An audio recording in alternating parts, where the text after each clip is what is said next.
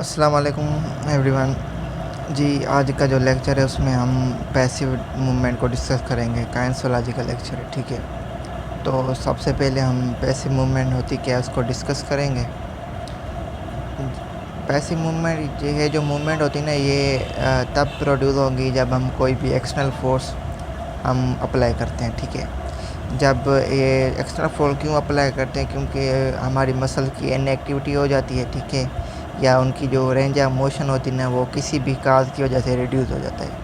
तो उन मसल की इनएक्टिविटी और उनका जो रेंज ऑफ मोशन है रिड्यूस होने की वजह से हम एक्सटर्नली फोर्स अप्लाई करके मूवमेंट्स परफॉर्म करवाते हैं, तो उन्हें हम पैसिव मूवमेंट कहते हैं।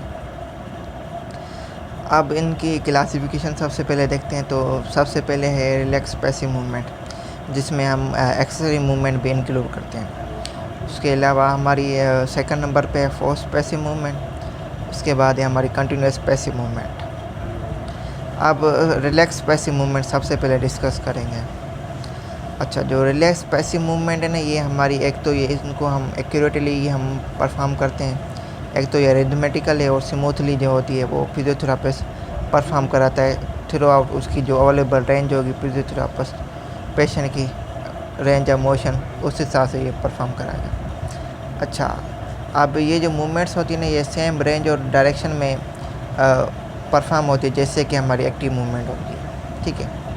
अब इस मूवमेंट में हमारा जो जॉइंट होता है वो एक तो हमारा मूव करता है फ्री रेंज में, और इसमें हमारी within limit of pain में इनकी हम मूवमेंट कराते हैं, क्योंकि इसमें हमने मतलब कि पैसिवली मतलब कि पेशेंट को मूवमेंट तो करवा ही रहे हैं, ठीक है, उसकी जो अवेलेबल रेंज ऑफ मूवमेंट होगी, ठीक है। और इसके अलावा इसकी जो हम पेन की जो लिमिट होगी ना उसको हम मिनिमाइज़ करेंगे, ठीक है। ऐसा नहीं है कि हम ज़्यादा से ज़्यादा एक्सेस मूवमेंट करवाते जाए और पेशेंट को पेन होना स्टार्ट हो जाए, क्योंकि इस मूवमेंट का जैसे कि नाम है रिलैक्स, तो इस मूवमेंट के ज़रिए हम पेशेंट को क्या करना है, रिलैक्स कराना है। अच्छा, अब इसकी प्रिंसिपल्स है।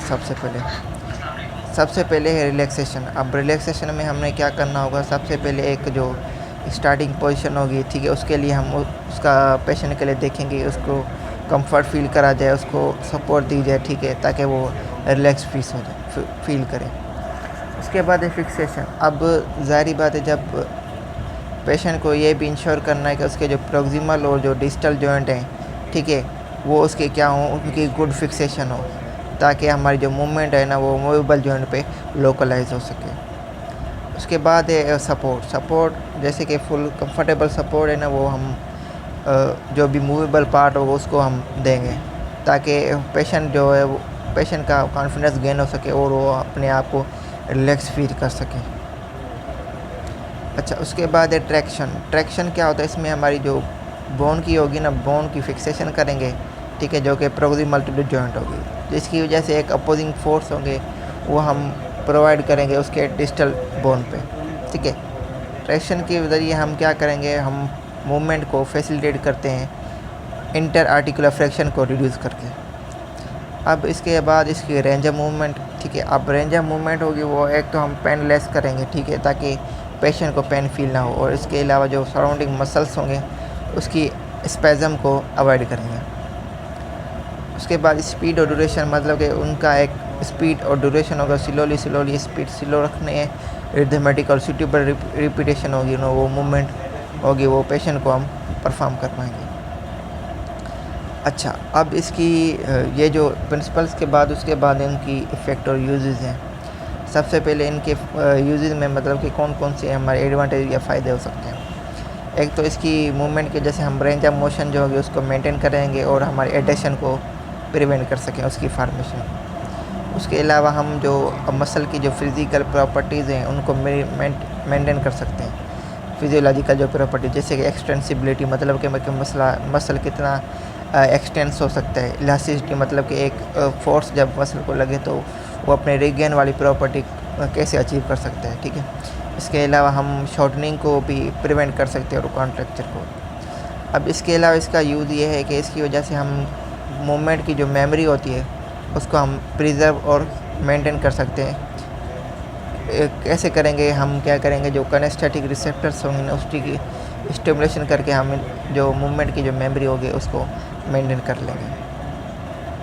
उसके बाद मैकेनिकल प्रेशर होता है, वो कैसे होगा, जब भी हमारे थिन वाल जो वेजल्स होंगे उनकी स्ट्रेचिंग हो जाएगी, जिसकी वजह से हमारे क्या होगा कि जो जो मूड जॉइंट होगा वो क्या करेगा, हमारी वीनस और लिम्फेटिक ड्रेन को असिस्ट करेगा, जिसकी वजह से हमारी सर्कुलेशन है ना वो इम्प्रूव हो जाएगी। ठीक है। इसके अलावा इनकी यूज़ ये भी है कि हम इनकी मतलब कि रिलैक्सेशन की ट्रेनिंग के लिए यूज़ होगी, और इसकी वजह से जब हमारी रिदमेटिकल कंटिन्यूस पैसिव मूवमेंट होगी तो फिर हमारा सूथिंग इफ़ेक्ट आ जाएगा पेशेंट पे, और वो एक तो उससे रिलैक्सेशन फील होगी और उसको स्लीप आसानी से कर सकते हैं। इसकी वजह से इसके अलावा हम जो जॉइंट की जो पोजीशन है उसकी सेंस को इम्प्रूव कर सकते हैं, और हमारी मूवमेंट के सेंस को इम्प्रूव कर सकते हैं। अब इंडिकेशन में ये देखेंगे कि अब जब भी कोई पैरालाइज हो गया तो बंदा है वो हमारे लॉन्ग टाइम पे बेड रेस्ट पे, तो ये इसकी रिलैक्स पेशिंग मूवमेंट इंडिकेट करेगी। अब दूसरा पॉइंट है, जब कोई भी इन्फ्लेमेशन रिएक्शन हो या एक्टिव मूवमेंट पेनफुल हो तो हम ये रिलैक्स पेशिंग मूवमेंट करवाते हैं जब कोई भी पेशेंट कोमा में हो।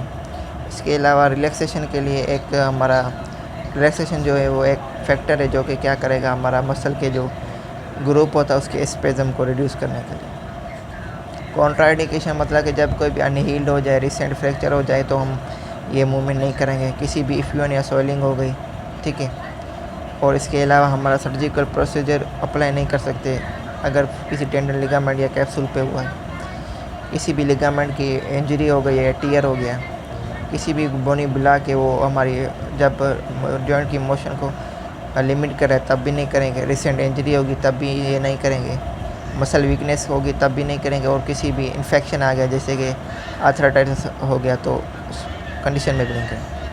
अब फोर्स पैसिव मूवमेंट क्या है, जब हम एक्सरसाइज परफॉर्म कर रहे हैं, ठीक है, तो एक तो हम एक्सटर्नल फोर्स अप्लाई कर रहे हैं लेकिन वो फोर्सफुली हो, ठीक है, ताकि हम उसकी रेंज ऑफ मूवमेंट उसको इंक्रीज़ कर सकें, ठीक है।